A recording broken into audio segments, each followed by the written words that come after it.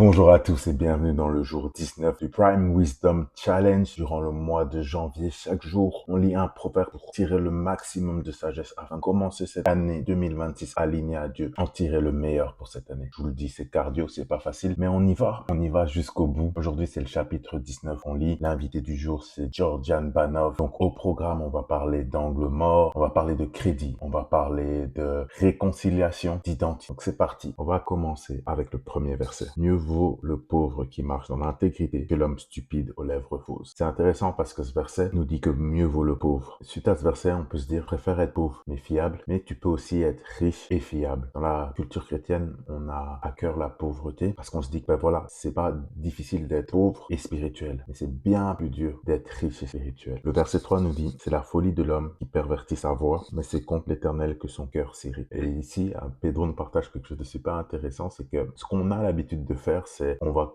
souvent avoir pour habitude de blâmer Dieu pour les mauvaises choses qui nous arrivent dans notre vie et on va prendre crédit les bonnes choses. Donc s'il m'arrive quelque chose de mauvais, c'est la faute de Dieu. S'il m'arrive quelque chose de bon, c'est grâce à moi, c'est grâce à mon intelligence, c'est grâce à mes capacités. Mais si à la place de ça, on faisait pas les choses contraires, on donne du crédit à Dieu pour les bonnes choses et on prend nos responsabilités pour les mauvaises choses qui nous arrivent dans notre vie. C'est une posture intéressante à considérer, pouvoir avancer et marcher dans ce que Dieu a pour nous. Au verset 8, il est écrit, celui qui acquiert du bon sens s'aime lui-même. Celui qui garde l'intelligence trouve le bonheur. Dans la version en anglais de Passion Translation, on parle de cultiver un cœur sage. Et le langage de cultiver le cœur, c'est un langage intéressant parce que le cœur est interchangeable avec l'esprit. Mais ici, l'idée principale, c'est de se dire que on fait les choses pour se faire du bien. On parle du fait que celui qui acquiert de la sagesse s'aime lui-même. Et la sagesse nous permet en fait de, comme on l'a déjà dit dans les vidéos précédentes, de considérer notre cœur et de comprendre aussi que notre cœur, un cœur blessé, mène à des mauvaises décisions parce qu'un cœur blessé a des angles morts. Et c'est dans les angles morts que l'ennemi se cache. Mais quand un cœur est guéri, les blessures du cœur sont guéries, alors les mensonges n'ont plus d'autorité sur notre vie. Ça nous fait du bien, ça nous permet de vivre la vie auquel on est appelé. Au verset 16, il est écrit, celui qui garde le commandement se garde lui-même, celui qui ne veille pas sur sa conduite mourra. Du coup là, Pedro vient parler aux entrepreneurs, aux pionniers, aux précurseurs. Parfois la mission, c'est de remettre en question les règles. Et la sagesse nous permet de bien discerner quelles règles ou traditions humaines doivent être challengées. Les pionniers viennent changer le jeu et briser les règles. Mais certaines règles sont pour notre bien. Parfois, la sagesse, c'est de suivre justement ces règles qui sont là. Il y a des règles qui sont faites pour nous garder, pour notre sécurité. C'est celle-là qu'on veut garder. Et on voit actuellement que c'est un défi pour notre société moderne, contemporaine, parce qu'il n'y a plus de confiance dans les règles de nos sociétés. Donc, si on vit dans une société où il n'y a pas de confiance, la société commence à s'effondrer. Donc, c'est pour ça qu'on a besoin que des personnes justes se lèvent afin de mettre en place des règles qui sont bonnes et justes pour la société. Parce que les règles sont là pour qu'on puisse ensemble profiter d'une meilleure société.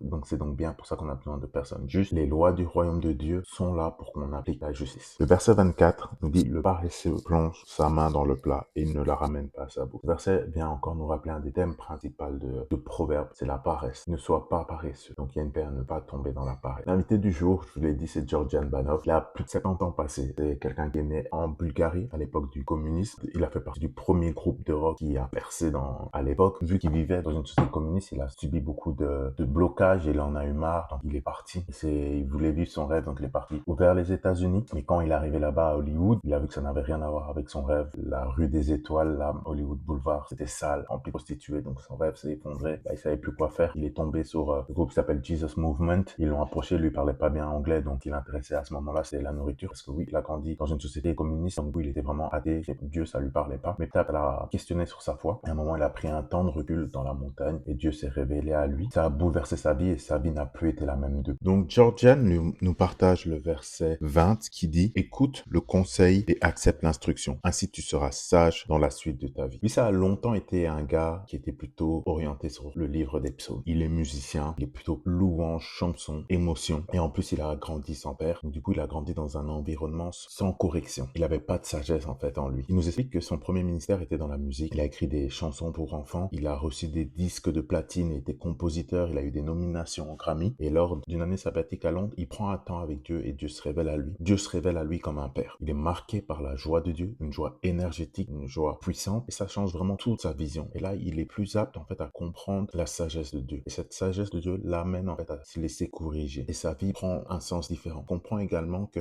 le livre de Proverbes, c'est pas simplement des principes qui sont donnés par une personne. Donc, il apprend à écouter la voix de Dieu. Il apprend à se laisser corriger, à écouter la correction de Dieu. Il nous partage aussi le verset 17 qui dit « Celui qui accorde une faveur aux pauvres prête à l'Éternel qui lui rendra son bienfait. » On nous dit donc qu'on est tous des banquiers. C'est-à-dire quoi? Ça veut dire qu'on prête à Dieu ce qu'on dit. Celui qui accorde une faveur prête à l'Éternel. Donc il nous encourage à prêter à Dieu, à être bon envers ceux qui en ont besoin. Parce que quand on donne, on investit. Lui, il a un ministère et son ministère est motivé par Luc 15 qui nous raconte l'histoire du fils prodigue. À son retour à la maison, le fils qui s'était enfui, on lui organise une grosse fête, on sert à manger, on s'occupe des gens. Et lui, c'est ce qu'il veut faire. Il veut s'occuper des nécessiteux, il veut leur offrir à manger, il veut leur offrir aussi cette expérience du Père qui prend soin des gens. Et c'est ce qu'on a appelé à faire en tant qu'enfant du royaume. Permettre au plus de gens d'avoir cette expérience. Et quand on prospère, ça nous permet aussi d'offrir cette expérience à un plus grand nombre. Georgian va nous partager aussi une partie de son histoire, son parcours avec Dieu. Il a commencé dans la foi en faisant une liste pour toutes les choses saintes à faire et à ne pas faire. Puis il s'est rendu compte en fait que ça l'a amené sur une voie d'orgueil où il se comparait aux autres en pensant faire mieux. Et puis Dieu l'a défié à faire les choses à sa manière. Au travers de Romains 6, il s'est dit tiens, il est écrit dedans, considérez-vous comme morts. Et le mot considérer l'a sauté aux yeux. Et c'est à partir de là, il s'est dit ben je vais considérer les choses. Romains 8 dit aussi ce que la loi ne pouvait faire, Dieu l'a fait. Il s'est mis à considérer en fait tout ce que Dieu a fait. Il a considéré que c'était à cause de ce que Dieu a fait que nous sommes complets en Christ. Il nous manque rien. Tout a été fait. Et que c'était pas de lui-même, mais c'est parce qu'il a considéré que Dieu l'a fait pour nous. Romains 6 nous dit que nous sommes inclus dans sa mort. Nous sommes unis à la croix. Ce n'est pas quelque chose qu'on a fait, comme je le disais. Cette logique, on peut pas l'expliquer. C'est pas quelque chose de logique. C'est pas quelque chose de naturel. C'est quelque chose qui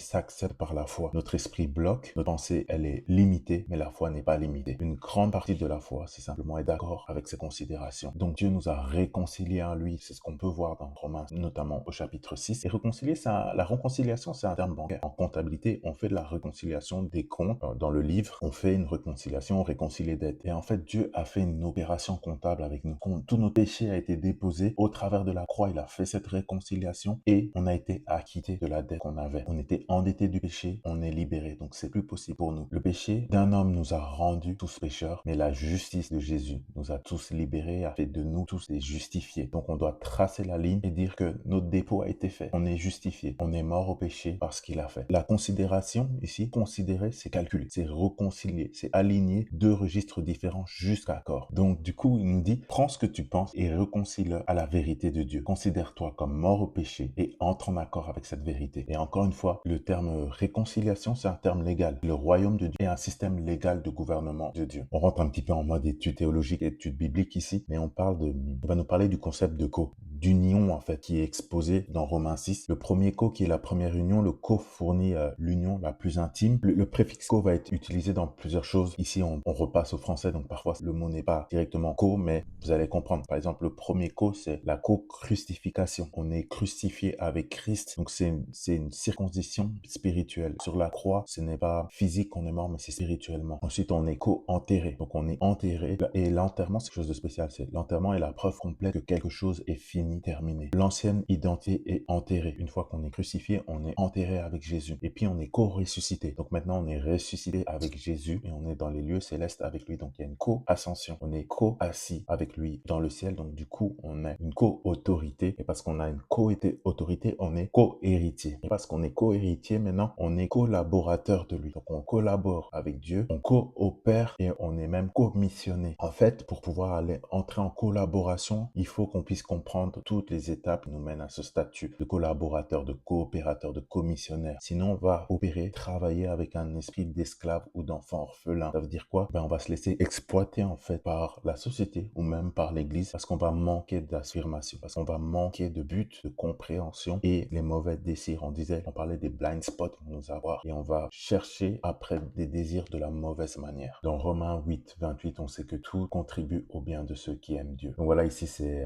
un peu plus théologique, un peu plus de compréhension en fait d'où vient la source de nos croyances, quelle est l'implication, quel concept. Ici on va voir que la compréhension des réalités spirituelles a une implication directement sur notre vie réelle. C'est important de ne pas simplement être dans une dimension réelle, concrète, mais d'avoir aussi la compréhension spirituelle pour être mieux ancré ici dans le réel et avoir un vrai épanouissement. Ce que je vais appliquer, ça va dans le sens continuer à me laisser transformer dans mon identité pour que je puisse vivre une vraie réconciliation avec Dieu et que ce que je fais puisse vraiment avoir du sens, que je puisse marcher libéré de mes blind spots, libéré de mes angles morts. Donc voilà, c'est tout pour moi aujourd'hui. On se revoit demain pour une autre vidéo. Soyez bénis. À bientôt. Ciao.